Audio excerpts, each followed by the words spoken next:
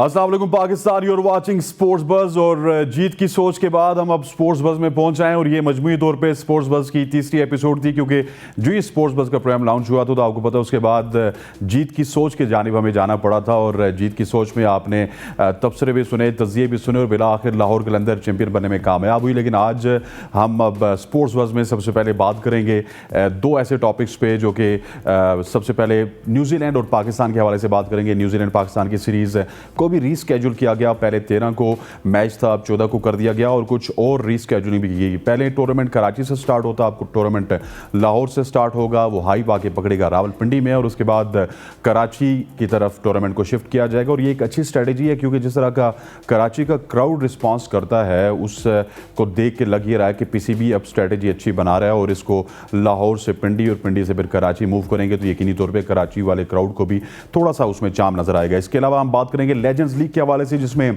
Asian Lions का मुकाबला होगा वर्ल्ड जायंट्स के साथ। एशियन लायंस में मौजूद हैं शाहिद खान अफरीदी, मिसबाउल हक, सोहेल तनवीर, मोहम्मद आमिर, शोएब अख्तर, तिलकरत ने दिलशान, डेलारा फर्नांडो और बहुत सारे एशिया के सितारे। और दूसरी जानिब भी कुछ कम सितारे मौजूद नहीं हैं। हाशिम मामला, जैक कैलस, मोनी मोकल, शेन वॉटसन और बड़े बड़े नाम शामिल हैं वर्ल्ड जायंट्स की टीम में। और इसके अलावा पीसीबी में कुछ बेज़ाब्तिगियों के ऊपर बात होगी, हरभजन सिंह के ऊपर बात होगी। सिंह साहब ने बहुत कुछ कहा है एशिया कप के हवाले और सिंह साहब को अब जवाब देना होगा। और कुछ सोशल मीडिया पे चीज़ें चल रही हैं शाहिद अफरीदी के हवाले से, और शाहिद अफरीदी ने उस हवाले से कुछ बयानात भी दिए हैं, इस हवाले से भी बात होगी। और आज हमारे साथ जो स्टूडियो में गेस्ट मौजूद हैं ये बड़े यंग हैं। जिस तरह आपने देखा था हमने पीएसएल ट्रांसमिशन में फजर नवीद को लाया था, इसी तरह आज हमारे साथ उस्मान तारिक मौजूद है। उस्मान के हवाले से बताते चलूँ कि ये कमेंटेटर भी हैं, रेडियो पाकिस्तान के लिए भी कमेंट्री करते हैं। इसके अलावा जो रमीस राजा के दौर में टॉप 20 कमेंटेटर्स सिलेक्ट हुए थे वॉइस ऑफ पाकिस्तान में, उसमें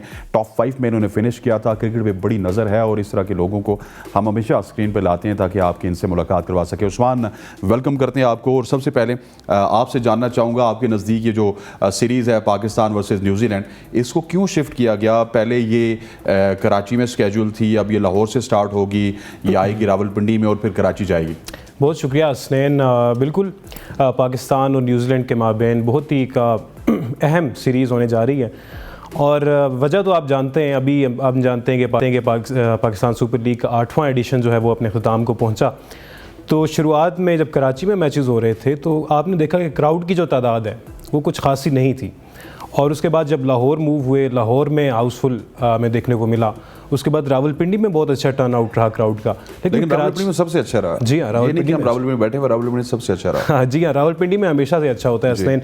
जब भी कोई मैचेस होते हैं तो अच्छा होता है। आपको याद होगा जब ऑस्ट्रेलिया की टीम 24 साल के बाद आई थी तो टेस्ट मैचेस में वो क्राउड था जो शायद कराची में T20 में नहीं होता। तो ये एक फैक्टर है कि कराची में जो स्केड्यूल है उसको रीस्केड्यूल किया गया है ताकि जो सनसनी है जब वो कायम हो जाए उसके बाद कराची शिफ्ट हो, ताकि जो क्राउड है। मैं समझता हूँ कि कराची में ना अभी तक वो रिस्पांस नहीं मिल सका। उसकी 2-3 रीजंस भी हैं। आप देखिए कि कराची को पहले होम ऑफ क्रिकेट कहा जाता था, तो होम ऑफ क्रिकेट के बाद जो है वो अब होम ऑफ क्रिकेट लाहौर हुआ, फिर अब होम ऑफ क्रिकेट अगर आप कहेंगे तो ये पेशावर को भी कह सकते हैं आप, क्योंकि अब सारे लोग जो है वो KPK से ताल्लुक रखते हैं। तो क्योंकि डेफिनेटली अपने स्टार ना खेलते हो तो आपको उस तरह का रिस्पॉन्स नहीं मिलता। रावलपिंडी में आपको पता है गिरदो नवाब बहुत बड़ा है, एबटाबाद से लोग आ जाते हैं, पेशावर से आ जाते हैं, तो ये भी तो रीज़न होगी। जी हाँ बिल्कुल, ये भी एक रीज़न है। और ख़ास करके आपकी टीम जब अच्छा ना परफॉर्म कर रही हो, PSL की बात कर रहा हूँ, उसमें कराची किंग्स की परफॉर्मेंस जो है वो शुरू से ही ख़राब रही, काफ़ी ज़्यादा मैचेस उन्होंने हारे, तो ये भी एक वजह हो सकती है। लेकिन कराची के लोगों को मैं ये कहना चाहूँगा कि इतने अरसे के बाद पाकिस्तान में क्रिकेट वापस आ रही है, इंटरनेशनल टीम्स आ रही हैं, सुपरस्टार्स पाकिस्तान में आ रहे हैं, तो कराची के जो लोग हैं यकीनन दूसरे शहरों को देख के, जैसे पिंडी, लाहौर, तो यकीनन सबक ज़रूर हासिल करेंगे। और ये अच्छा डिसीजन है कि पहले लाहौर, उसके बाद पिंडी और फिर कराची जाया जाए ताकि मज़ीद उसमें। इससे पहले कि हम न्यूजीलैंड के हवाले से बात करें, उनके साथ हमारी स्ट्रैटेजी क्या होगी, इस दफ़ा PSL में क्राउड तो बहुत अच्छा मिला रावलपिंडी में, लेकिन आपको पता है उस्मान, आपने तो वहाँ पे मुफ्त के मज़े लिए हैं रेडियो पाकिस्तान में, लेकिन टिकट्स बहुत ज़्यादा महंगे थे और जो सिमेटेड टिकट थे वहाँ पे एक आपने चेयर लगा दी और वो चेयर का टिकट जो है 3-3, 4-4 हज़ार में बिका। मेरा ख्याल है कि इसके ऊपर नज़रसानी करनी होगी पीसीबी को। अगर इस तरह के टिकट्स मिलते रहे तो फिर बहुत मुश्किल हो जाएगा आवाम का रुझान, क्योंकि अब क्रिकेट बहुत ज़्यादा पाकिस्तान में आ रही है और पिंडी में भी आएगी। जी हाँ बिल्कुल ऐसा ही है। और बहुत अच्छा आपने पॉइंट रेज़ किया कि पिछली दफ़ा हमने देखा था कि इतने ज़्यादा प्राइसेस नहीं थी टिकट्स की, लेकिन इस दफ़ा उसमें बहुत ज़्यादा राइज़ हुआ है। और अचानक से इतनी ज़्यादा प्राइसेस बढ़ा दी गई टिकट्स की कि बहुत से लोग ऐसे होते हैं जो मैच के शौकीन तो होते हैं, उन्हें देखने का शौक़ ज़रूर होता है, लेकिन वो अफोर्ड नहीं कर पाते। तो ये भी एक वजह है कि कराची में शायद कि ये ना हो सका, लेकिन उसके बावजूद हमने देखा कि एक बड़ा टर्न आउट रहा। लेकिन आइंदा जो PSL है, मेरा उम्मीद हम यही करते हैं कि उसमें इतनी ज़्यादा प्राइसेस नहीं होंगी, ताकि कराची में भी, बल्कि पूरे पाकिस्तान में, बल्कि कराची में तो यार 600 को होता फिर भी कोई नहीं आता। कराची की आवाम को ज़रा सोचना चाहिए, लेकिन उसके बावजूद मेरा ख्याल है कि ये इस पर सोचने की ज़रूरत है PCB को। अच्छा, ये बताएं कि अगर अफगानिस्तान के साथ हमारी सीरीज अच्छी चली जाती है, आपको पता है कि अफगानिस्तान के खिलाफ भी एक स्क्वाड का ऐलान हुआ है जिसमें बाबर आजम नहीं है, रिजवान नहीं है, फ़खर जमान नहीं है, हारिस रऊफ नहीं है, शाहीन शाह अफरीदी। एक आप समझ सकते हैं कि हम अपने बेंच को ट्राई कर रहे हैं, तो उसका इफेक्ट क्या होगा न्यूजीलैंड की सीरीज़ की? देखें, आप बिल्कुल अपने नए लड़कों को ट्राई कर रहे हैं, और नौजवान जब आपका कोई नया लड़का जब परफॉर्म करता है, जब वो टीम में आता है, तो उससे बड़ी उम्मीदें वाबस्ता होती हैं। जैसे कि हम जानते हैं साइम अयूब, ज़मान खान पहली मरतबा टीम में शामिल हुए, इसके अलावा अब्दुल्ला शफीक टेस्ट क्रिकेट खेल चुके हैं, वो भी आप शामिल हो गए अफ़गानिस्तान के ख़िलाफ़। तो एक अच्छा मौका है इन सब के लिए कि वो परफॉर्म करें और पाकिस्तान के लिए आगे जाकर अच्छे कारनामे सर अंजाम दें।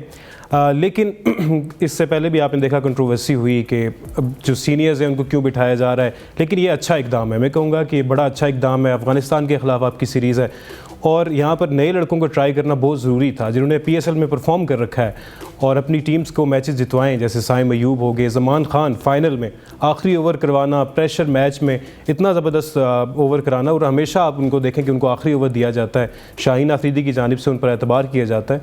तो ये बड़ी अच्छी बात है। इस तरह की सिचुएशन अगर किसी इंटरनेशनल टीम के खिलाफ आ गई तो इस चीज़ से वो गुजर चुके हैं और वो परफॉर्म करेंगे। लेकिन उस्मान, आप एज ए क्रिकेट मुबस्सिर क्या देखते हैं कि अफगानिस्तान में अगर परफॉर्म कर गई, पाकिस्तान की क्रिकेट का कल्चर आपको पता है जी हाँ, कि अगर आप एक दफ़ा परफॉर्म कर गए तो फिर पिछलों को हम भूल जाते हैं। लेट्स सपोज हमारी ओपनिंग परफॉर्म कर जाती है, हमारे बॉलर्स परफॉर्म कर जाते हैं, तो फिर ये ना हो हम रातों रात बाबर आजम और रिजवान और हारिस को भूल जाएं और उसके बाद कहें जी चलो न्यूजीलैंड के खिलाफ भी इनको ट्राई कर लेते हैं।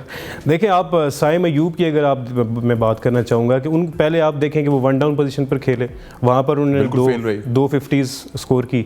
उसके बाद जब वो ओपनिंग करने के लिए आए उसमें भी उन्होंने अच्छी कारकर्दगी दिखाई। तो ये लड़के जो हैं फ्लेक्सिबल भी हैं। ओपनिंग की जहाँ तक आप बात कर रहे हैं, तो ओपनिंग मेरे ख्याल से बाबर और रिजवान के पास ही रहेगी, जहाँ तक मेरा ख्याल है, और स्ट्राइक रेट भी वहाँ पर काफ़ी हद तक मैटर करेगा।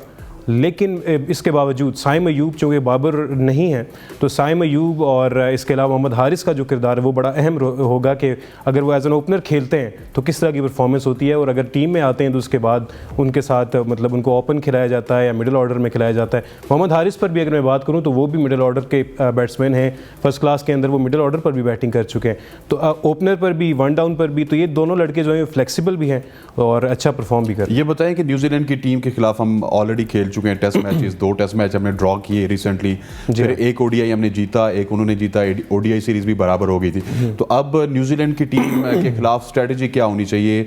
स्पेशली रावलपिंडी में तो आपको पता है बहुत ज़्यादा रन्स लगते हैं, तो कुछ क्यूरेटर्स को भी कोई करम नवाजी करनी होगी और कुछ स्ट्रेटजी भी बदलानी होगी। अगर लेट्स सपोज बाबर आजम फिर कप्तानी करते हैं और फिर हार जाते हैं तो बड़े सवालिया निशान पैदा हो सकते हैं बाबर आजम एंड कंपनी के लिए। जी हाँ, इससे पहले जैसे कि आपने बात की कि पाकिस्तान ने टेस्ट मैचेस ड्रॉ किए न्यूजीलैंड के खिलाफ, और न्यूजीलैंड की अगर हम बात करें तो पिछली 4 सीरीज़ जो हैं वो भी हारे हैं। अपनी जो टेस्ट मैचेस की सीरीज़ है वो भी हारे हैं और पाकिस्तान भी हारा हुआ है। लेकिन पाकिस्तान को एक नई सीरीज़ है, एक नई टीम होगी, तो उसके साथ मज़ीद जो पिछली सीरीज़ के अंदर जो गलतियाँ की हैं पाकिस्तान ने, जो चेंजेस करने की ज़रूरत है, उन पर मेरे ख्याल से गौर करना होगा। और जिस तरह से सब लोग बात भी कर रहे हैं, अगर ओपनिंग पर भी तवज्जो दी जाए तो मेरे ख्याल से उसमें भी मेरा ख्याल है कि अगर PSL में देखा जाए, सच्ची बात की जाए तो अच्छे स्ट्राइक रेट से खेले दोनों। जी हाँ, बाबर भी अच्छे स्ट्राइक रेट से खेले, लेकिन रिजवान भी। लेकिन जो बंदे उनके कंपेटिटर हैं वो तो कमाल खेल रहे हैं, हारिस हैं, साइम हैं। सो ये तो चले बात होगी न्यूजीलैंड की सीरीज़ पे। अब चलते हैं लेजेंड्स लीग में। आपको पता है कि कल शाहीन शाह अफरीदी ने टाइटल अपने नाम किया लाहौर कलंदर का, और अब उन्हीं के सुसर जी शाहिद अफरीदी की कप्तानी में एशियन लायंस की टीम खेल रही है वर्ल्ड जायंट्स के खिलाफ। और आज फाइनल खेला जाएगा दोहा में, जो पाकिस्तानी वक्त के मुताबिक 7:30 पे होगा। क्या स्ट्रेटजी होनी चाहिए टीम की, और किस तरह जो है ना ये फाइनल जीत सकती है एशियन लायंस की टीम? देखिए, एक अफरीदी ने तो अपनी टीम को फाइनल जितवा दिया है, तो हमारी दुआ है कि दूसरे अफरीदी जो कि शाहिद खान अफरीदी हैं, हमारे सुपरस्टार हैं, लेजेंड हैं, वो एशियन लायंस को जितवाने में कामयाब हों। और जहाँ तक स्ट्रेटजी की बात है तो एशियन लायंस की परफॉर्मेंस अगर हम देखें तो काफ़ी अच्छी रही है, स्पेशली मिसबाह उल हक की जो परफॉर्मेंस है वो काबिल दीद रही। इसके अलावा कुछ bowling performances Pakistan Asian Lions की जानिब से काफ़ी अच्छी रही। तो मेरे ख्याल से एक अच्छा मैच होने जा रहा है। और इसके अलावा अगर हम बात करें तो शोएब अख्तर जो है उनको टीम में शामिल किया गया है और उनकी जो परफॉर्मेंस है उनकी परफॉर्मेंस की अगर मैं बात बॉल नहीं पहुंच रही सर उनकी बात अगर मैं करूं तो एक ज़माने में उनसे बैट्समैन डरा करते थे, लेकिन आज चूंकि उम्र भी एक तकाजा है और उनकी इंजरीज भी आड़े आती हैं, तो वो भी मेरे ख्याल से एक वजह है कि उनकी बॉलिंग वैसी नहीं रही है। उनकी रफ्तार, लाइन और लेंथ काफ़ी हद तक मुतासिर हुई है। तो देखना होगा कि कल के फाइनल के अंदर अगर वो बॉलिंग करते हैं, एक्शन नज़र आते हैं, तो वो किस तरह की बॉलिंग करेंगे। देखा जाए तो दूसरी तरफ बड़े अपोजिशन में तगड़े लोग हैं। आप देख लें, मोनी मोकल हैं, अलवी मोकल हैं, फिर जैक कैलिस हैं, शेन वॉटसन, हाशिम मामला। तो एक तगड़ा मैच होगा क्योंकि इंडियन महाराष्ट्र की टीम पहले मैच से परफॉर्म नहीं कर रही थी, उसको फिर हमने एलिमिनेटर में हराया, एशियन लायंस की टीम ने आगे पहुंचे। तो इस दफ़ा तो मुकाबला बड़ा तगड़ा होगा क्योंकि ऑलरेडी जब ये ग्रुप स्टेज में टकराए हैं तो 50-50 रिजल्ट है। एक मैच एशियन लायंस से जीता, एक मैच जो है वर्ल्ड जायंट्स से जीता। जी हाँ बिल्कुल। और यकीनन टूर्नामेंट की दो बेहतरीन टीमें जो होती हैं वही फाइनल में आती हैं। और सामने वाली अगर टीम को हम देखें तो एरन फिंच भी उनके पास है, एरन फिंच हैं उनके पास, शेन वॉटसन है। तो यकीनन एक बड़ा कांटेदार मुकाबले की तवक्को है।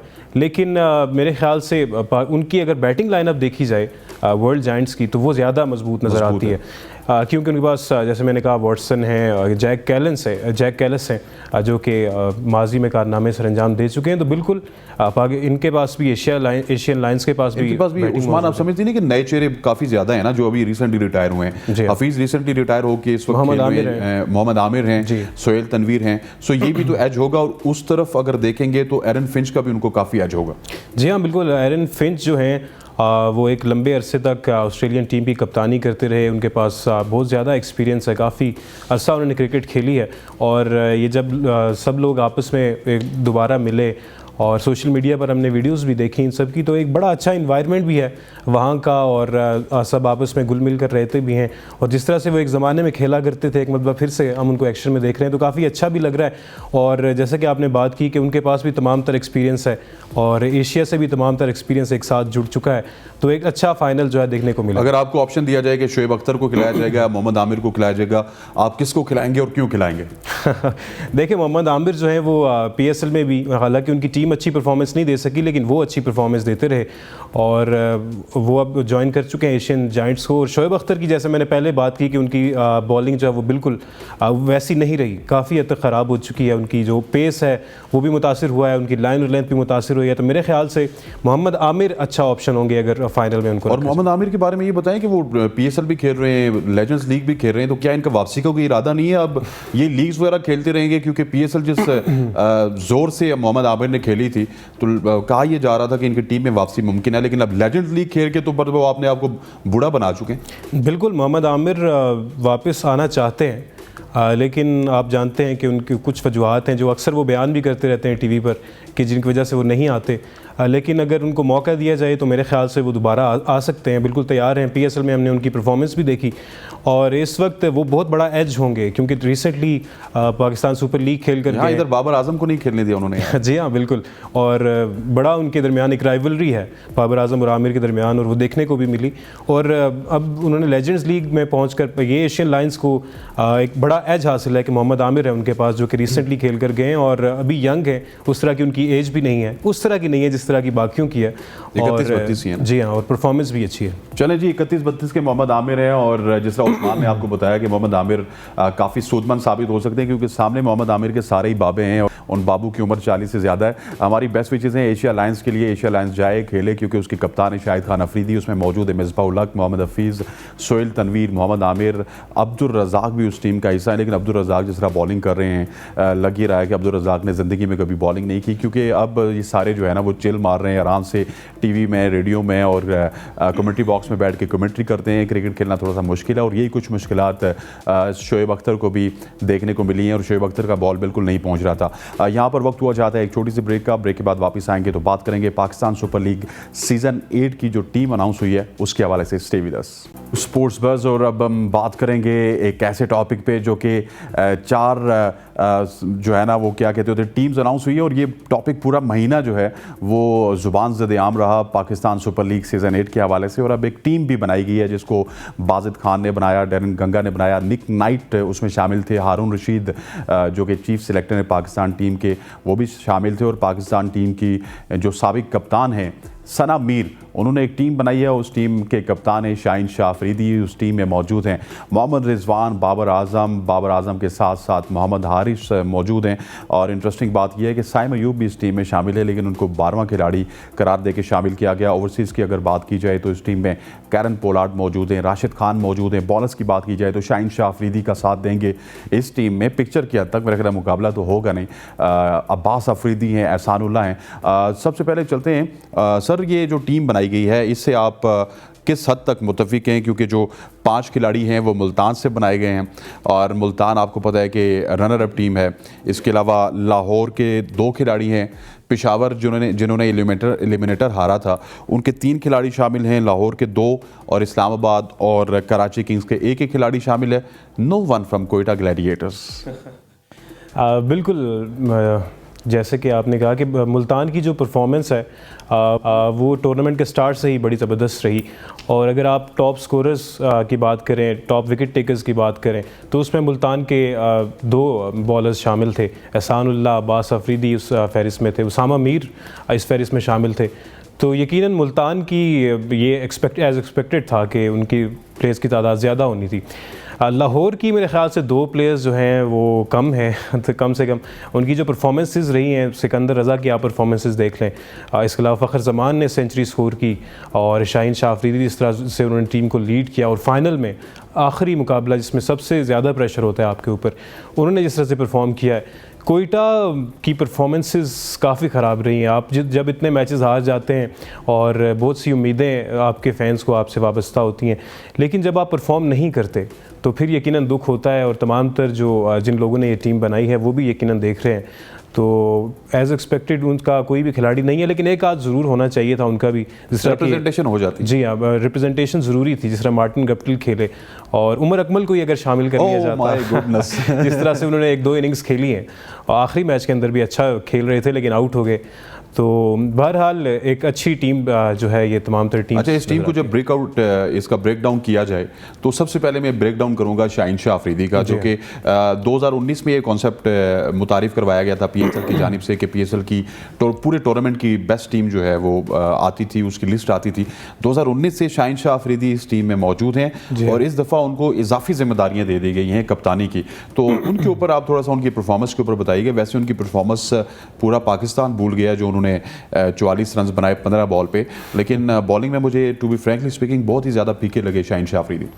मेरे ख्याल से उन्होंने अपनी बैटिंग पे काफ़ी ज़्यादा तवज्जो देना शुरू कर दिया और बॉलिंग को जो वो वक्त दिया करते थे वैसा नहीं दे रहे, क्योंकि उनकी जो बॉलिंग परफॉर्मेंस है, स्पेशली उनका पेस काफ़ी कम हुआ है। और पेस हम जानते हैं कि उनके पास चूँकि गेंद को दोनों जानिब मूव करने की सलाहियत है, तो पेस बड़ा मैटर करता है। जब आपका पेस गिर जाता है तो फिर बल्लेबाजों को आसानी होती है आपको खेलने के लिए।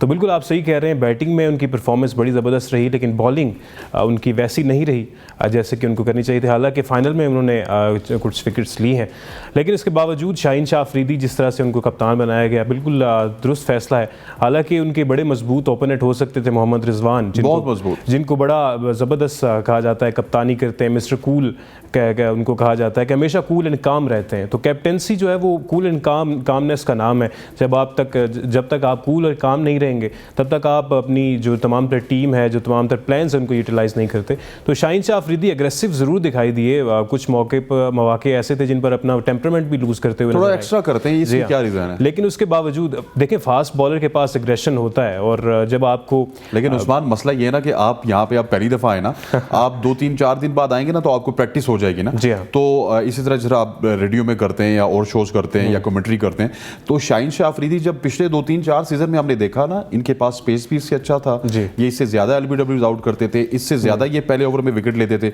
ये वाला एग्रेशन नहीं देखने को मिल रहा था और वो एग्रेशन भी बड़ा फजूल सा होता है।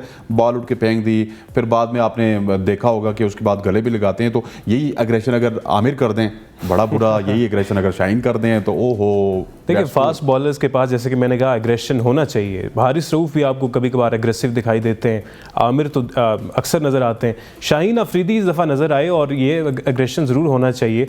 और ओवर एग्रेशन जो है जिसकी आपने बात की वो इसलिए होता है जब आपके प्लान्स वर्क नहीं कर रहे होते, आप यॉर्कर करना चाह रहे होते हैं, वो स्लॉट में गिर जाता है गेंद, चौका छक्का लग जाता है, तो फिर आपका जो टेम्परामेंट है उसको वो लूज़ कर जाते हैं आप। लेकिन आपको स्पोर्ट्समैन स्पिरिट का मुजाहरा भी करना चाहिए, इतने बड़े लेवल पे दुनिया देख रही है। लेकिन बहरहाल उसके बावजूद कुछ एक्स्ट्रा भी कर रहे हैं ना शाहीन अफरीदी, कुछ हाँ, एक्स्ट्रा करने की कोशिश कर रहे हैं। देखें उस दिन जो उनको चौके लगे हैं स्पेशली पेशावर के खिलाफ भी और दूसरे मैच में भी, वो सब वो विकेट की तलाश में चौके लगे हैं। अगर आपको यार इंस्टेंट विकेट नहीं मिल रही, आप कंटेन करें। आपको बाद में 4 विकेट्स मिली हैं, लेकिन साथ जब 51 लिखा हुआ तो बंदा कहता है तौबा तौबा, 4 विकेट्स तो बड़े महाल से मिली हैं। बिल्कुल काफ़ी एक्सपेंसिव भी रहे हैं। और मोहम्मद हारिस ने मैं कहूँगा कि सही उनको जो है आड़े हाथों लिया है और इसीलिए उनके खिलाफ दो दिया है और इसलिए उनके खिलाफ एक एग्रेशन और वो जो थ्रो किया उनकी तरफ उन्होंने गेंद, वो नहीं करना चाहिए था शाहीन शाह अफरीदी को। Being captain of the team, आप अपनी टीम को भी रिप्रेजेंट कर रहे हैं और लाहौर के शहर को भी, लाहौरियों को भी रिप्रेजेंट कर रहे हैं, तो मेरे ख्याल से उनसे गलती हुई है। और यकीनन वो बाद में जब मिले होंगे तो उन्होंने कहा होगा कि हीट ऑफ द मोमेंट था। और लेकिन इसके बावजूद मैं कहूँगा कि कप्तानी शाहीन शाह अफरीदी काफ़ी हद तक बेहतर रही है। और सबसे इंटरेस्टिंग चीज़ जिस तरह उन्होंने अपने आप को बैटिंग में प्रमोट किया है, और एक होता है कि जी, एक होता है कि आप प्रमोट करते हैं लेकिन परफॉर्म नहीं करते, लेकिन उन्होंने परफॉर्म भी करके दिखाया है। और दिलेरी, जिस तरह शाहिद खान अफरीदी के अंदर हम दिलेरी देखते थे, फाइनल के अंदर शाहीन शाह अफरीदी, एक और अफरीदी के अंदर हमने वो दिलेरी देखी जिस तरह से वो आए, बड़े तेज 44 रन स्कोर। अच्छा, इनके साथ वो वाला काम ना हो जिस तरह हम ऑलरेडी डिस्कस कर चुके हैं शादाब खान को, जब उन्होंने बल्लेबाजी स्टार्ट की थी तो बॉलिंग भूल गए थे और मुझे लगता है ये भी बॉलिंग भूल रहे हैं। देखें आप रिजल्ट्स आपके सामने हैं, बॉलिंग बिल्कुल उनकी कहीं ना कहीं भूले हैं। अच्छी बॉलिंग भी नज़र आती है लेकिन बीच में काफ़ी एक्सपेंसिव, जो कि हम शाहीन शाह से एक्सपेक्ट नहीं करते हैं। हमारे मेन बॉलर हैं, पाकिस्तान की टीम का सासा हैं, तो उनको अपनी बॉलिंग की तरफ वापस आना होगा। और लेकिन बैटिंग भी अगर करते हैं, ऑलराउंडर भी बनना चाहते हैं, तो यकीनन उनको ज़रूर बनना चाहिए। लेकिन बॉलिंग उनका, वो बॉलिंग ऑलराउंडर है, तो उनको यकीनन अपनी बॉलिंग पर ज़्यादा। अच्छा, जब इस टीम को हम देखते हैं यहाँ पे मुझे कैरन पोलार्ड भी नजर आते हैं, इनको क्या फील्डिंग की वजह से रखा गया था? देखें पोलार्ड नो डाउट बड़े हैं, बहुत अच्छे प्लेयर हैं जी, बिल्कुल लीग क्रिकेट में स्पेशली सबसे ज़्यादा उनको रेट किया जाता है। और बिल्कुल उनको यकीनन उनको ना रखा जाता तो मुझे बड़ी हैरानी होती, और मैं खुश हूँ कि उनको रखा। वैसे यार उनका जो कैच है ना बेस्ट फील्डर का, उससे अच्छा कैच हसन अली ने किया था, आप मानो। बिल्कुल, और डेविड वीजे ने जो कैच किया है फाइनल के अंदर वो भी बड़ा ज़बरदस्त था। लेकिन पोलार्ड ने 2-3 इस तरह के कैचेस किए अगर आपको याद हो तो। एनर्जी जो लेके आते हैं कैरन पोलार्ड, उसके अलावा अपनी बैटिंग, पावर हिटिंग के थ्रू जिस तरह से वो रन्स करते हैं, और बॉलिंग ऑलराउंडर भी हैं, वेरिएशंस का इस्तेमाल बड़ा अच्छा करते हैं, तो मेरे ख्याल से एक अच्छा फैसला उनका। अच्छा, इस टूर्नामेंट में भी अब देखें ना तो इमर्जिंग बॉलर्स भी काफ़ी ज़्यादा मिले, लेकिन उस्मान इसकी क्या वजह है कि हमारे जितने भी PSL 8 के टूर्नामेंट्स होते हैं हमें उस तरह के बैटर्स नहीं मिलते? क्योंकि इस पूरी लिस्ट में आप देखेंगे हर बंदे ने बड़ा अच्छा परफॉर्म किया, लेकिन नए बैटर्स बहुत कम मिलते हैं पाकिस्तान। बिल्कुल, पिछले 7 सीजन्स की अगर हम बात करें तो जो आप कह रहे हैं वो बिल्कुल दुरुस्त बात है कि बॉलर्स काफ़ी ज़्यादा आते थे लेकिन बल्लेबाज नहीं आते थे। लेकिन इस दफ़ा बल्लेबाजों की तादाद में भी इजाफा हुआ है। आप देखें साइम अयूब, तैयब ताहिर, हालांकि कराची की टीम बड़ी जल्दी बाहर होगी, लेकिन कुछ इंडिविजुअल परफॉर्मेंसेज उनकी तरफ से देखने को मिली हैं। उसके अलावा भी एक नाम है न्याजी हैं। जी हाँ, इरफान खान न्याजी। हसन नवाज परफॉर्म ना कर सके, उन्होंने एक बड़ा मौका जो कि उनके पास था, हम जानते हैं कि KPL में उन्होंने बड़ी अच्छी परफॉर्मेंस दी। अब्दुल रहमान बंगलजई ने वो भी परफॉर्म ना कर सके। जी हाँ, वो भी उस तरह की परफॉर्मेंसेज ना दिखा सके। लेकिन 2-3 ऐसे नाम हैं जो कि अब एक नज़र आए हैं। और ताहिर बेग को आप देख लें, Tahir Baig was very very brilliant. देखें उसको आगाज़ मिला, ठीक है, उस आगाज़ के बाद उन्होंने फिर तजर्बात करने स्टार्ट किए। कभी अब्दुल्ला शफीक के साथ तजर्बात किए, 1 डाउन की पोजीशन से उसको ओपनर लाया, फिर इरफान के साथ तजर्बात किए, वो शावेज़ के साथ, और शावेज़ इरफान, और उसके बाद जो है फिर ताहिर बेग पे आया। और ताहिर बेग ने फाइनल में बहुत ही क्रूशियल इनिंग्स खेली है। जी हाँ, फाइनल में बड़ी ज़बरदस्त इनिंग खेलने के बाद वो गए।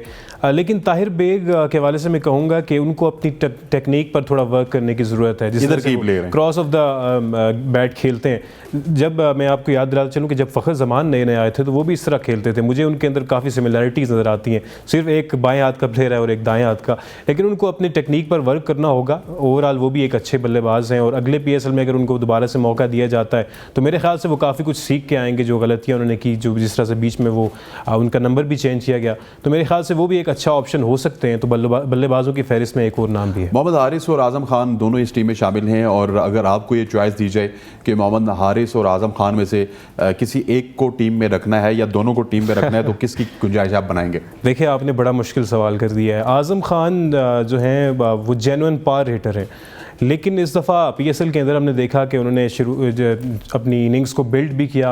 आपको याद होगा कि आसिफ अली के साथ जो उन्होंने एक पार्टनरशिप लगाई थी, उसके बाद आखिरी 4 ओवर्स में 71 रन उन दोनों ने जोड़े थे। तो मेरे ख्याल से आज़म खान की जो हिटिंग है वो कहीं ज़्यादा बेहतर है, जिस तरह से हम कह सकते हैं कि आसिफ अली की जगह वो रिप्लेस कर सकते हैं। लेकिन मोहम्मद हारिस की मैं बात करूं तो वो एज एन ओपनर भी हैं, वो ज़्यादा रुक कर नहीं खेलते, वो अपना गेम खेलते हैं, इनोवेशन लेके आते हैं, इम्प्रोवाइजेशन लेके आते हैं। अच्छा, उन्होंने इंप्रूवमेंट भी बड़ी की है हारिस ने। हारिस की अगर बात करूं तो हारिस वर्ल्ड कप में बड़ा फंस रहे थे स्पिनर्स के खिलाफ और स्लोअर वंस के खिलाफ, लेकिन इस दफ़ा तो ना स्लोअर वन को छोड़ा और सबसे ज़्यादा पिटाई राशिद खान की हारिस ने की। बिल्कुल, और नो डाउट जब आप उनके सबसे तगड़े बॉलर के खिलाफ पिटाई कर दें तो यकीनन अगली टीम अंडर प्रेशर हो जाती है। तो मैं तो बड़ा मुश्किल आपने सवाल पूछा है, लेकिन I will go with Mohammad Haris. नहीं, मोहम्मद हारिस के साथ जाएंगे, लेकिन मैं आपको एक और ऑप्शन देता हूं। अगर हारिस और आज़म दोनों टीम में आप अगर उनको रखना चाहें तो फिर आज़म को कहाँ पे एडजस्ट करेंगे आप? देखें, चूँकि आज़म को मेरे ख्याल से 5वें 6ठे नंबर पर आना चाहिए मिडिल ऑर्डर को। फील्ड की बात कर रहा हूँ, आज़म की फील्ड की बात कर रहा हूँ। अच्छा, फील्ड की तो मेरा ख्याल है वो विकेट के पीछे ही आप एडजस्ट करेंगे। मेरे ख्याल से विकेट कीपिंग मोहम्मद हारिस को जितना बारी बरकम जिस्म उनका है, विकेट कीपिंग जो है मोहम्मद हारिस को करनी चाहिए। जितना बारी बरकम जिस्म आज़म का है, जी हाँ, आप उनको विकेट कीपिंग के अलावा कहाँ पे एडजस्ट करेंगे? देखें, उनके रिफ्लेक्सेस स्ट्रॉन्ग है। अगर आप बात करें कि अगर आप ये कहें कि वो भारी भरकम है और वो फील्डिंग नहीं कर सकते, जी हाँ, उस तरह से भाग नहीं सकते, तो फिर मेरे ख्याल से उनको विकेटों के पीछे ही रखा के पीछे होना चाहिए। लेकिन वहाँ पर भी उनसे कुछ देखा गया है कि वो सुसरवी का शिकार नजर आए एक दो। लेकिन हारिस की अगर विकेट कीपिंग की आप बात करें तो वो भी बहुत अच्छी है। लेकिन एक प्लस फैक्टर ये भी है कि ग्राउंड की चारों जानिब भी मोहम्मद हारिस जो है वो फील्ड में बड़े अच्छे हैं, कैचेस जो है बड़े ज़बरदस्त किए हैं। तो मेरे ख्याल से मोहम्मद हारिस को फील्डिंग में और आज़म खान को विकेट कीपिंग। इस टीम में आपको 12वां खिलाड़ी साइम अयूब नजर आता है, क्या थोड़ी ज्यादती नहीं है? काफ़ी ज्यादती है, थोड़ी नहीं काफ़ी ज्यादती है। साइम अयूब जो है मेरे ख्याल से इस पाकिस्तान सुपर लीग के 8वें एडिशन की सबसे बेहतरीन प्रोडक्ट है, तो उनको 12वां खिलाड़ी रखना मेरे ख्याल से ज़्यादती है। मैं आपको बता रहा हूँ, ये ज़ाया भी हो जाएंगे। वो तो बात की बात है, होप फॉर द बेस्ट के वो अच्छा देखिए, होप फॉर द बेस्ट। अगर चलें जी, लेट्स सपोज अगर एक सिनेरियो ये है कि आपकी टीम परफॉर्म कर गई अफगानिस्तान के खिलाफ, तो फिर तो चलें एक तलवार लटकेगी। अगर अफगानिस्तान के खिलाफ नई टीम ने परफॉर्म ना किया तो मैं आपको गारंटी से कहता हूँ रिजवान बाबर हमारे तायात ओपनर हैं जब तक इन दोनों की फॉर्म चल रही है। देखें, परफॉर्मेंस तो मैटर करेगी। साइम अयूब की ये पहली सीरीज़ होगी किसी भी टीम, इंटरनेशनल टीम के खिलाफ, चाहे वो अफगानिस्तान की टीम हो या इंग्लैंड की टीम हो। ये इंटरनेशनल मैच है, इसमें आपकी परफॉर्मेंस जो है वो बड़ी हद तक मैटर करेगी। और जिस रिदम के साथ वो बैटिंग करते हुए आ रहे हैं, मेरे ख्याल से उसको कंटिन्यू करना चाहिए। और अगर वो परफॉर्म कर गए तो कहीं ना कहीं बाबर और रिजवान को भी तरस खाना चाहिए नए आने वाले लड़कों पर, कि उनको मौका दिया जाए कि वो आगे आकर जिस तरह से अपने वो खेलते हैं वो खेलें और एक अच्छा आगाज़ पाकिस्तान की टीम को। और इस पूरी टीम में ज़मान खान नज़र नहीं आ रहे, जिस ज़मान खान ने लाहौर के लिए आखिरी ओवर किया। इसके अलावा हारिस रऊफ़ नज़र नहीं आ रहे, और जो ज़्यादातर मेरा ख्याल है कि ये शायद कोई तबादला हुआ था कि ट्रॉफ़ी आप ले जाएँ, टीम हम बनाएंगे और तहफ़ हम लेंगे और ट्रॉफ़ी सिर्फ आप ले जाएँ। देखिए सर, ज़मान खान का भी ना होना, लेकिन फिर वही बात है, टीम पूरी हो जाती है। इतनी ज़्यादा परफॉर्मेंसेज हैं, इंडिविजुअल परफॉर्मेंसेज आपको नज़र आई हैं पूरे पीएसएल के अंदर, कि हर किसी को तो आप ले नहीं सकते। लेकिन ज़मान खान को ज़रूर होना चाहिए था, जिस तरह से उन्होंने फाइनल के अंदर बॉलिंग की। उससे पहले भी पिछले सीज़न के अंदर भी हमने देखा कि लास्ट ओवर वो करते रहे अपनी टीम के लिए, और जिस तरह से शाहीन उनको बैकअप करते हैं। हालांकि हारिस मौजूद हैं, राशिद खान मौजूद हैं, शाहीन आफरीदी मौजूद हैं, लेकिन इन सब के होने के बावजूद आखिरी ओवर ज़मान खान कर रहे हैं। तो इसका मतलब है कि सबसे क्रूशल वक्त पर ज़मान खान आपके काम आ रहे हैं। तो मेरे ख्याल से उनको टीम में ज़रूर होना चाहिए था, क्योंकि अब वो पाकिस्तान की टीम में भी हैं। तो यकीनन ये ज़्यादती है। और what's about Imad Wasim? It's a special tournament for Imad Wasim. उनको सिला भी मिला है अफगानिस्तान के खिलाफ, और अब वो इस टीम में भी शामिल हैं, और he is one and only from Karachi Kings. जी हाँ, और इमाद वसीम जो हैं, उनकी जब आप मेहनत करते हैं हसनैन, तो आपको सिला ज़रूर मिलता है। इससे पहले आप देखें, पाकिस्तान टीम में भी एक लंबे अरसे तक वो रहे, इन एंड आउट्स चलते रहे, लेकिन उसके बावजूद वो पाकिस्तान को भी रिप्रेजेंट करते। लेकिन उनकी जो बैटिंग एबिलिटी थी, बॉलिंग में अच्छे रहे, लेकिन बैटिंग उस तरह की नहीं नज़र आ रही थी। स्पेशली जो उनकी पावर हिटिंग है, जिस नंबर पर वो खेलने आते हैं, वो काफ़ी हद तक कमज़ोर थी। लेकिन इस PSL में आपने देखा कि क्या शानदार उन्होंने पावर हिटिंग की है, और जिस तरह से उन्होंने चौके और छक्के लगाए तमाम तर बॉलर्स को, और किसी को उन्होंने नहीं देखा कि कौन सा बॉलर आया है। उन्होंने 4 पे 4 चौके भी लगाए, 5 पे 5 चौके भी लगाए इस PSL के अंदर। तो मेरे ख्याल से उन्होंने अपनी टेक्निक पर काफ़ी हद तक काम किया है, जिसका सिला उनको मिला, उनको पाकिस्तान थोड़ा की दलेरी टीम से नहीं खेले। मुझे लगता है कि इससे पहले ना वो अपने बैटिंग को सीरियस लेते ही नहीं थे। इस दफ़ा उन्होंने अपनी बैटिंग को सीरियस लिया, और जो शॉट्स इस दफ़ा हमने इमाद वसीम के बल्ले से देखी है ना, वो कभी भी नहीं देखी। बॉलर तो वो शुरू से ही कंटेन वाले बॉलर थे, आके कंटेन कर सकते हैं रन, लेकिन बैटिंग में उन्होंने बड़ा कमाल कर दिया। असरैन कहा जाता है कि ज़रूरत जो है वो ईजाद की माँ है, और अगर वो भी बल्लेबाजी ना करते तो फिर कराची का क्या हाल होता। हाँ। तो यकीनन जब कोई भी नहीं परफॉर्म कर रहा था तो उनको ही मर्दे मैदान का किरदार अदा करना पड़ा। और सोशल मीडिया में एक बात भी बड़ी मशहूर है कि बाबर आजम और इमाद वसीम का कोई कसूर नहीं था, ये बड़ी पनौती है कराची। बिल्कुल, इस पर ये बात हो रही है काफ़ी हद तक। और बाबर से पूछा गया कि आप क्या मशवरा देंगे, तो उन्होंने भी इस पे ला ताल्लुकी का इजहार किया कि मैं तो कोच नहीं हूँ उनका। तो फिर जाहिर सी बात है इमाद वसीम को भी यहाँ पर करना था कि उन्होंने। अच्छा, 2 ओवरसीज प्लेयर्स इस टीम में शामिल हैं, क्योंकि हमने अब क्लोज भी करना है, अगले मैचेस में भी जाना है, और इसके बाद 2 बॉलर्स पे भी बात होगी। रायली रूसो और राशिद खान, बेहतरीन टूर्नामेंट रहा, और रूसो तो लग ही रहा है कि प्रोडक्ट ही पाकिस्तान सुपर लीग की है, क्योंकि इतना ज़्यादा उनको साउथ अफ्रीका में एक्सपोजर नहीं मिल सका जितना पाकिस्तान सुपर लीग में दिया। और यहाँ पे आते हैं और इस तरह लगता है कि वो पिंडी की कंडीशंस को भी उनसे बेहतर कोई नहीं जानता, मुल्तान की कंडीशंस को भी उनसे बेहतर कोई नहीं जानता, और लाहौर की कंडीशंस को भी। रायली रूसो जो हैं, हम जैसे कि आपने कहा कि हमेशा पाकिस्तान सुपर लीग में सबसे ज़्यादा परफॉर्म करते हैं, और उनकी परफॉर्मेंस और उनकी जो कंसिस्टेंसी है वो बड़ी अच्छी है। 2019 का वर्ल्ड कप उन्होंने अपनी टीम से खेला है, अफ्रीका की टीम से। उसके बाद से वो कंसिस्टेंसी के साथ अपनी टीम में नज़र नहीं आए, लेकिन जब भी वो पाकिस्तान सुपर लीग खेलने आते हैं वो हमेशा परफॉर्म करते हैं और सेंचुरी स्कोर करते हैं। और रिसेंटली उन्होंने तेज़ तरीन सेंचुरी भी ये स्कोर की थी, जिसका रिकॉर्ड जो है वो उस्मान खान ने बिलाखिर तोड़ ही दिया। लेकिन उसके बावजूद आप उनके अंदर देखें कि जो सेंस ऑफ द गेम है वो बड़ी ज़बरदस्त है। उनकी बॉल पर जो उनकी नज़र है, जो टेक्निक है, और जो उनकी टाइमिंग है, जिस तरह से टाइम करते हैं बॉल को, वो बड़ी ज़बरदस्त है। और मेरे ख्याल से जिस भी टीम में होंगे, अभी तक तो वो मुल्तान से खेलें, लेकिन वो जिस भी टीम में होंगे उसके लिए एक प्लस पॉइंट होंगे। और अब्बास अफरीदी ने आसान, क्योंकि हमने ब्रेक पे जाना है। अब्बास अफरीदी, देखें जब आपके पास इस तरह का पेस नहीं होता तो मुश्किल हो जाता है रिसीव करवाना, लेकिन क्रेडिट गोज़ टू हिम, जिस तरह से उन्होंने बॉलिंग की, टॉप विकेट टेकर रहे टूर्नामेंट के, और बिल्कुल ज़बरदस्त बॉलिंग। और एहसान Ullah, what a find he is. लेकिन आखिरी मैच में थोड़ा महंगे साबित हुए थे, आखिरी ओवर भी उनको नहीं दिया गया, 3 ओवर करवाए गए, लेकिन मेरे ख्याल से 2 बेहतरीन फाइंड्स ये पाकिस्तान के। उस्मान से डिस्कशन का सिलसिला जारी है, इसके बाद वक्त हो जाता है छोटी सी ब्रेक का। ब्रेक के बाद वापस तो हरभजन सिंह ने कुछ बातें की हैं, उनके ऊपर हरभजन सिंह को जवाब भी देना होगा, और हरभजन सिंह जो है वो अपनी लाइन बिल्कुल क्रॉस कर रहे हैं। इसके अलावा शाहिद अफरीदी के ऊपर भी सोशल मीडिया के वॉरियर्स जो है वो टूट पड़े हैं, और भी बहुत सारी डिस्कशन है। पाकिस्तान सुपर लीग में पाकिस्तान क्रिकेट बोर्ड में बहुत सारे ऐसे लोग हैं जिनको पहले कहा जा रहा था कि नौकरी से निकाल दिया जाएगा, लेकिन उनको डिफरेंट जगहों पे एडजस्ट किया जा रहा है। इस सब पे बात होगी एक छोटी सी ब्रेक के बाद। Stay with us. Welcome back after very short break. और अब बात होगी हरभजन सिंह के हवाले से, जिन्होंने बहुत बड़े बड़े बयान दिए हैं, और ये हमारे लिए भी कुछ आई थिंक सोचने के लिए भी है कि हम उनको बहुत ज़्यादा इज्जत दे देते हैं। सबसे पहले चलते हैं और देखते हैं हरभजन सिंह ने क्या कुछ कहा है एशिया कप के हवाले से। टीम जो है वहाँ कितना सिक्योर फील करेगी वो मैं जानता नहीं हूँ, बट आई फील स्थिति भी ऐसी नहीं है वहाँ पे कि जाके जहाँ पे आप सिक्योर फील करो। और आई फील कि उन्होंने आना हो तो आए, नहीं आना है तो हमें कोई फ़र्क नहीं पड़ता है, क्योंकि भारतीय टीम जो है वो, भारतीय क्रिकेट जो है वो बिना पाकिस्तान की क्रिकेट के चल सकती है। पाकिस्तान की क्रिकेट को हो सकता है भारत की क्रिकेट की ज़रूरत हो, लेकिन इंडियन क्रिकेट को पाकिस्तान की क्रिकेट की ज़रूरत। हमें भी आपकी क्रिकेट की ज़रूरत बिल्कुल नहीं है हरभजन सिंह साहब, और आपको थोड़ा सा ख्याल करके देना चाहिए। असल में ये होता यूँ है कि ये जब इरफान पठान, हरभजन सिंह जैसे लोग, आपको पता है, जब बयान देते हैं, बेसिकली ये इंडियन अवाम को खुश करने की कोशिश करते हैं। वहाँ पे जो एक्सट्रीमिस्ट है, वहाँ पे जो शरपसंदी है वो बहुत ज़्यादा है। आपको पता है जो इन्होंने एक बयान तो ये दिया, एक और बयान ये दिया जी कि पाकिस्तान में अगर इमरान खान महफूज नहीं है तो हम पाकिस्तान में कैसे जाएँ। भाई आपके इंडिया में राहुल गांधी कहाँ से महफूज हैं, आपके इंडिया में सिख कम्युनिटी महफूज नहीं है, आपके इंडिया में मुस्लिम कम्युनिटी महफूज नहीं है। सो हमारा आपको सबसे पहले मशवरा ये होगा कि क्रिकेट को सियासत के साथ ना जोड़ा जाए, क्रिकेट को थोड़ा सा अलग रखा जाए, सियासत को थोड़ा सा अलग रखा जाए। और पाकिस्तान अगर इतना ही गैर महफूज मुल्क होता तो तकरीबन यहाँ पर हर टीम में पाकिस्तान सुपर लीग में 8-8, 9-9 क्रिकेटर्स बैरून मुल्क से आए, वो खेले, एंजॉय किया, सेल्फीज ली, रेस्टोरेंट्स में गए, मैचेस खेले और वापस चले गए। पाकिस्तान का इमेज जो है सिर्फ इंडिया तक महदूद नहीं है। हम अगर PSL इंडियन क्रिकेटर्स के बगैर करवा सकते हैं तो हर चीज़ हो सकती है। इसी वाले पे बात करने के लिए हमारे साथ सीनियर स्पोर्ट्स जर्नलिस्ट इस्लामाबाद से हमें ज्वाइन कर रहे हैं शाकिर अब्बासी, स्टूडियो में उस्मान तारिक भी मौजूद हैं। सबसे पहले चलते हैं शाकिर की जानिब। शाकिर, ये Harbhajan Singh I think limelight में रहने के लिए और इंडिया में पुरसुकून रहने के लिए इस तरह के बयानात देते हैं, आप इनके इस बयान को किस तरह देखते हैं?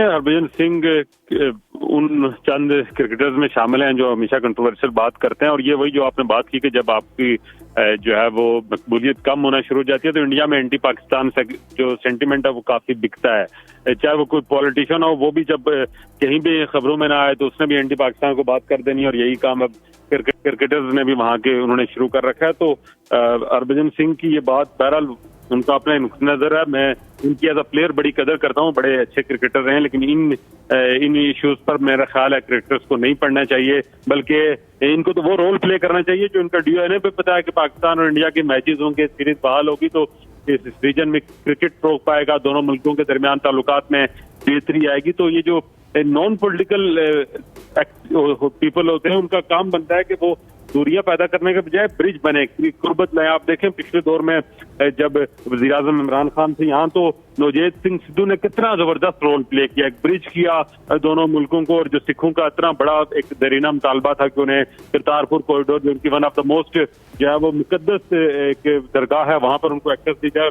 सिर्फ वो नवजोत सिद्धू और इमरान खान, दो साबिक क्रिकेटर्स की काविश की वजह से सिखों का जो है वो एक इतना बड़ा मसला हल हुआ। और मैं खुद वहां जब इमरान खान ओपनिंग करने गए थे तो हम उनके साथ गए थे, और वहां जाके जब हमने जो सिख वहां से आ रहे थे बगैर वीजे के और उन्हें बगैर वीजे के पाकिस्तान के इस अहम इलाके में एंट्री मिल रही थी तो उनकी जज्बात, उनके ख्यालात देखने के लायक थे। तो मैं समझता हूँ कि हरभजन सिंह का ये बयान के क्रिकेट शाकिर ये भी बताइएगा कि ये देखें ना, ये इंटरनल मामलात है। आपको पता है कि राहुल गांधी इंडिया में कितने महफूज हैं, अपोजिशन लीडर तो इंडिया पाकिस्तान में ऐसे ही होते हैं। वो इमरान खान का आप नाम ले रहे हैं, एक और ताज़ा बयान है वो हम चलाना नहीं चाहते कि इमरान खान वहाँ पे महफूज नहीं है, और ये तो इंटरनल मामलात हैं। इंटरनल मामलात को दूर रख के सिर्फ क्रिकेट पर ही बात की जाए, क्रिकेट में अगर कोई बेहतरी हो सकती है तो उसकी बात करनी चाहिए हरभजन सिंह को।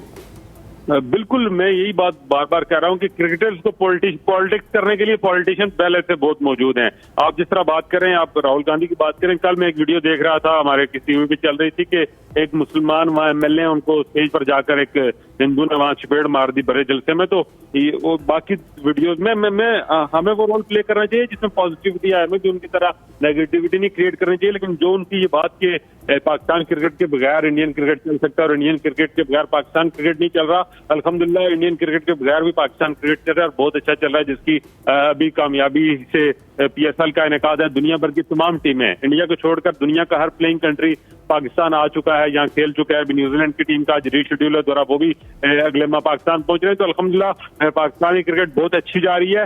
जहाँ भी कम्पिटिटिव हमारा माहौल बनता है इंडिया के साथ, हमने हमेशा उनको जब वो नाखुश चने चुभवाए हैं, और रिसेंटली जो भी आप देख लें हम बहुत बेहतर उनसे परफॉर्म करना शुरू हो गए। तो इन बातों को एक साइड पर रखकर मैं फिर भी यही कहूंगा, हरभजन सिंह से देकर जितने भी वहाँ क्रिकेटर हैं जो इस कंट्रोवर्सियां क्रिएट कर रहे हैं, उन्हें कोशिश करनी चाहिए कि इंडियन टीम एशिया कप खेलने पाकिस्तान आए।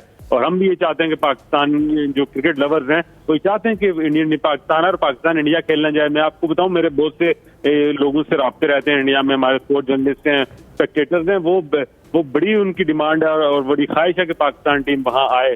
वो भी बाबर आजम के साथ जो है तस्वीरें बनवाना चाहते हैं, ये पाकिस्तानी कोहली के साथ मिलना चाहते हैं। तो ये चीजें बहरहाल क्रिकेट और स्पोर्ट्स जो है ये मुल्कों को जोड़ने के लिए इस्तेमाल हो सकती है, और मेरा ख्याल है इसको पॉलिटिसाइज करना और इससे कंट्रोवर्सी पैदा करने के बजाय पॉजिटिविटी क्रिएट की जाए। इस रीजन में भूख अफलास से दोनों तरफ लोग जो है वो बड़े परेशान है, जंगज़दा माहौल से निकल कर हमें जो है वो अमन की तरफ जाना पड़ेगा, और अमन ही इस खित्ते की तरह तामीर और तरक्की है। दोनों तरफ 1.5 अरब से ज्यादा आबादी अब इंडिया की है, 25-30 करोड़ हमारी आबादी है। तो ये 2 अरब के करोड़ लोग ये अमन चाहते हैं, ये मोहब्बत चाहते हैं, ये अमन चाहते हैं, ये मोहब्बत चाहते हैं। शाकिर, बिल्कुल हम थोड़ा सा उस्मान का इनपुट ले लें, फिर एक और जो है ना मुद्दे पे भी आपसे बात करनी है, क्योंकि पाकिस्तान में भी कुछ ऐसी चीज़ें हो रही हैं। उस्मान, आप क्या कहेंगे हरभजन सिंह का जो ये बयान है, और आपको पता है कि वहाँ पे इस तरह के बयान देके ना अपने आप को थोड़ा सा सिक्योर भी किया जाता है, स्पेशली जो मुस्लिम क्रिकेटर्स हैं, जो सिख क्रिकेटर हैं, वो अपने आप को सिक्योर करते हैं वहाँ पे।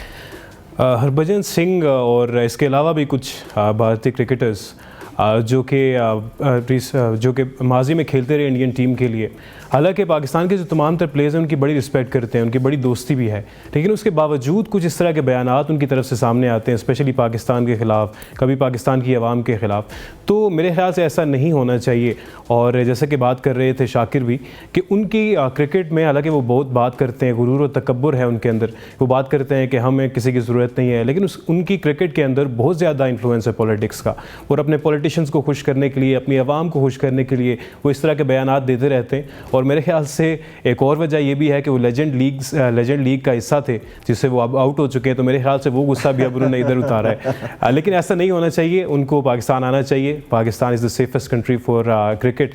दुनिया के तमाम तर बड़े प्लेयर आते हैं पाकिस्तान के अंदर अगर क्रिकेट खेलते हैं, चाहे आप कोई भी किसी भी मुल्क की मिसाल ले लें, उसके प्लेयर आ चुके हैं, तो इंडिया को भी आना चाहिए। अगर नहीं आते तो फिर पाकिस्तान को भी एक स्टेप लेना चाहिए और पाकिस्तान को भी स्ट्रॉन्ग डिसीजन लेना चाहिए। उस्मान, इस वक्त उस्मान भी हमारे साथ मौजूद है, शाकिर भी मौजूद है। हम चलते हैं और एक और इशू आजकल चल रहा है शाहिद खान अफरीदी के हवाले से। सबसे पहले उनका कहते हैं कि उनका मौक़िफ़ क्या है इस इशू पे, और फिर थोड़ा सा डिटेल में बात करते हैं। शाकिर अब्बासी भी हमारे साथ मौजूद है और उस्मान से भी। अस्सलाम वालेकुम जी।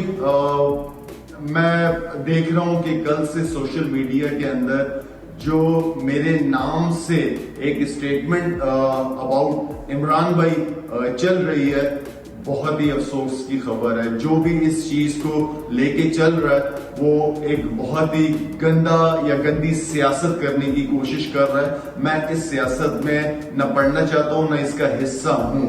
और अल्हम्दुलिल्लाह मेरी इतनी हिम्मत है, अगर मुझे कुछ कहना होता है तो मैं खुद से कह सकता हूं। मेरे किसी भी सोशल मीडिया कहीं पे भी आप मुझे दिखा दें कि मैंने इमरान भाई के हवाले से कोई ऐसी बात की हो, सो प्लीज मुझे इस गंदी सियासत का हिस्सा ना बनाएं। आप लोगों को आपकी सियासत मुबारक हो। मेरा बिलीव सिर्फ एक किस्म की सियासत है, वो अवाम और इस मुल्क की खिदमत करना है।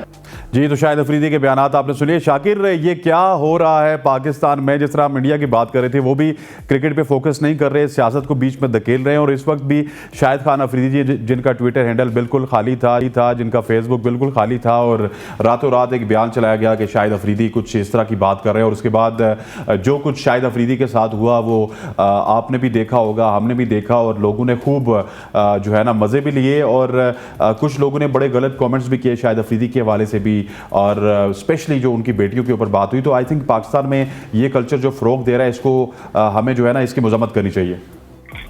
देखिए, मैं शाहिद अफरीदी के हवाले से इतने कहूंगा कि पाकिस्तानी क्रिकेट में शायद क्रिकेट का जो सबसे बड़ा स्टार गुजरा है वो इमरान खान, और उनके एरा के बाद अगर रिसेंट दो तीन डिकेड्स में अगर कोई अनडाउटेडली जो है यूनानिमस क्रिकेट हीरो पाकिस्तान में आया है तो वो शाहिद खान अफरीदी है। और शाहिद खान अफरीदी से आवाम की मोहब्बत, चाहत, वो बिल्कुल उसका एक बड़ा रिस्पेक्ट और लेवल है। और उन्होंने भी कोशिश यही की है कि हमेशा अपनी नॉन कंट्रोवर्शियल अंदाज में उन्होंने पूरे करियर में क्रिकेट खेली। कभी उन पर कोई मैच फिक्सिंग और किसी इस तरह का इल्जाम नहीं लगा, मुल्क के खिलाफ किसी एक्टिविटी में मुलव्वस नहीं। उसके बाद भी अपनी सोशल एक्टिविटीज को जारी रखे हुए हैं, जिसमें शाहिद अफरीदी फाउंडेशन दूसरा तीसरा।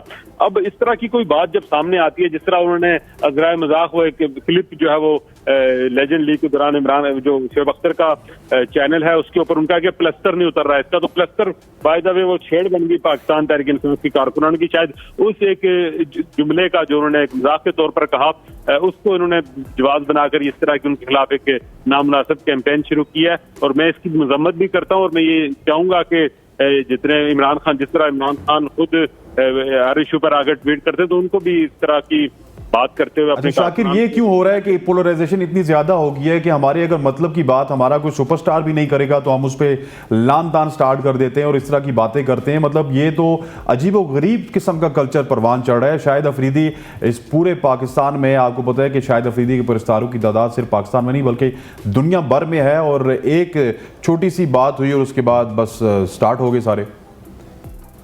देखिए, मैंने आपको ये कहा कि शाहिद अफरीदी इमरान खान के बाद जो एरा है उसका सबसे बड़ा सुपरस्टार पाकिस्तान में क्रिकेट के लिए जब उसने और तकरीबन 20 साल तक उन्होंने सर्व किया, क्रिकेट खेली और अब भी वो किसी न किसी रोल में मौजूद हैं। तो इस तरह के स्टार्स को, इस तरह के स्टार्स जो है वो यकजहती की अलामत होते हैं। नॉन पार्टीजन बुनियादों पर जब भी मुल्क को जरूरत पड़ती है तो इस तरह के लोग जो जिनकी कोई सियासी वाबस्तगियां या इस तरह नहीं होती, वो काम आते हैं फिर आपको मुल्क की यकजहती के लिए। तो मैं समझता हूँ कि ये बड़ी गैर मुनासिब बात है उनको सियासत की बीच चढ़ाना, और इस सिलसिले में इमरान खान से चाहता हूँ कि वो सामने आए और इससे ठीक हो गया। शाकिर चाहते हैं इमरान खान से कि वो सामने आए और बात करें, और शाकिर के ऊपर क्योंकि हमने एक और टॉपिक पे बात करी, उस्मान क्विकली बताइएगा शाहिद अफरीदी के ऊपर आपका क्या पॉइंट ऑफ व्यू है? देखिए, शाहिद अफरीदी को मैं दुनिया क्रिकेट का सबसे बड़ा सितारा मानता हूँ। जिस तरह के फैंस उनके हैं शायद ही किसी और के पूरी दुनिया के अंदर हों इस वक्त। और मुझे इस चीज़ का भी दुख है कि ख़ुद एक वीडियो बयान देकर उन्हें वजाहत करनी पड़ी और उन्होंने गिला किया कि बहुत सी चीज़ों को आपस में जोड़कर जो कि कहीं दूर से भी उनका ताल्लुक नहीं होता तो की जाता है, तो ऐसा नहीं करना। शाकिर ये बताइएगा कि पीसीबी में भी कुछ ऐसी चीज़ें चल रही हैं कि जो बिल्कुल अनहोनी सी चीज़ें हैं। Director high performance Nadeem Khan साहब, जिनको बताया जा रहा था कि पहले निकाल दिया जाएगा, अब वापस खबरें ये आ रही हैं कि उनको वुमेन विंग में डाल दिया गया। इस तरह बहुत से लोग हैं, मुश्ताक अहमद को भी आई थिंक ट्रांसफर किया गया, और ये क्रिकेटर मुश्ताक अहमद नहीं है, और अमजद हुसैन को मीडिया में लाया जाएगा। तो ये पीसीबी क्या कुछ कर रहा है और क्या कुछ तब्दीलियां जो है वो पीसीबी में मुतवक्को है? इनकी अब सिफारिशें आ रही हैं और इनको रिटेन किया जा रहा है। और देखें, जब कुछ माह पहले जब पीसीबी में तब्दीली आई थी, नजम सेठी जो है 4 संभाला था रमीज राजा की जगह, तो उस वक्त से ही नजम सेठी ने आते ही ये फैसला किया था कि पीसीबी जो रमीज राजा के चेयरमैनशिप के दौर में जो बोर्ड में आला ओहदों पर और आला मुआवजों के साथ जो लोग काम कर रहे थे, उन्हें कहा था या तो आप अलहदगी इख्तियार कर लेंगे, पीसीबी को छोड़ जाएं, क्योंकि इतने ज्यादा मुआवजे आपको नहीं दे सकते। तो उस वक्त हमने देखा था कि जो ह्यूमन रिसोर्स की डायरेक्टर थी सरीना आगा, वो अपना ओहदा छोड़ के इस्तीफा दे के चली गई थी। इस तरह director high performance centre Nadeem Khan के बारे में भी ये फैसला सामने आया था कि उन्हें भी जो है वो निकाल दिया जाएगा, और ये भी इतलात थी कि उन्होंने जो है वो उन्हें बाकायदा तौर पर बुला के इससे आगाह भी कर दिया जाएगा। लेकिन भी क्योंकि पाकिस्तान में कनेक्टिविटी लोगों की जो पीसीबी में रहे होते हैं उनकी बड़ी स्ट्रांग होती है, तो अब ये लगा है कि मुख्तलिफ जराए से उन्होंने राब्ता करके अपने आप को जो है वो बचाने की तगदो में लगे हुए मुख्तलिफ। और नदीम खान को भी अब जो है वो वुमेन विंग की तरफ ले जा रहा है। पहले उनकी सैलरी 14 लाख थी, अब 10 लाख कर दी है शाकिर साहब, 10 लाख से थोड़ी सी कम।